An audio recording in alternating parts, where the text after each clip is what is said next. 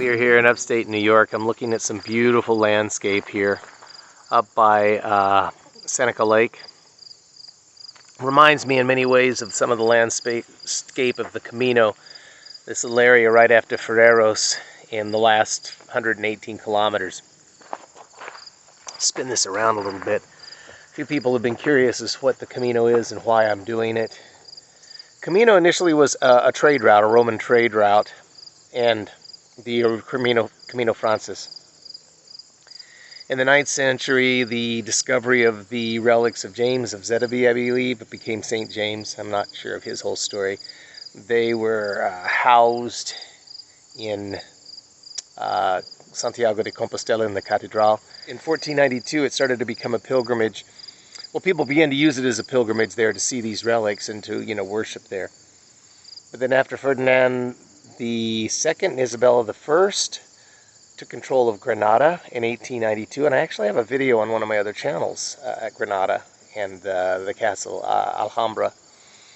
After they took control of that, it became an official pilgrimage as declared by Pope Alexander VI.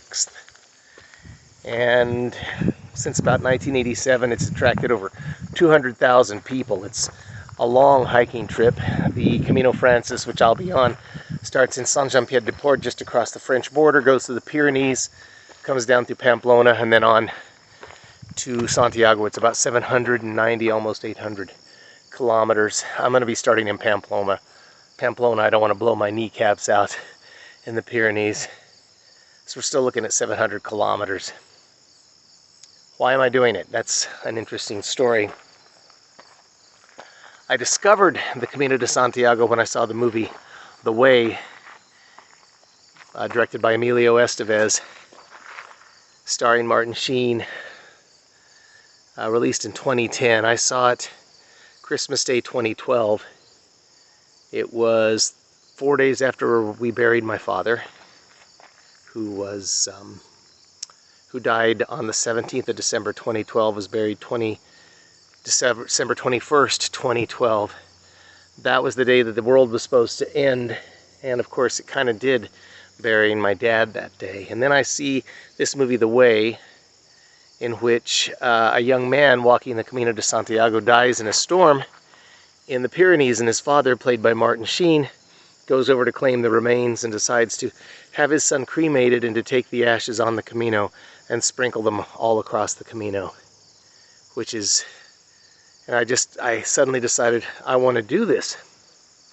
But I didn't hike, and I didn't like to hike, and I was not an outdoorsy person or in very good shape. It wasn't until almost a little over 4 years later, no, 3 years later, a little over 3 years later, in January of 2016, I hiked a 2-kilometer trail up the side of a mountain in France called the Chemin de Nietzsche, or Nietzsche's Path, Nietzsche's Way, because Friedrich Nietzsche used to live there and climb it.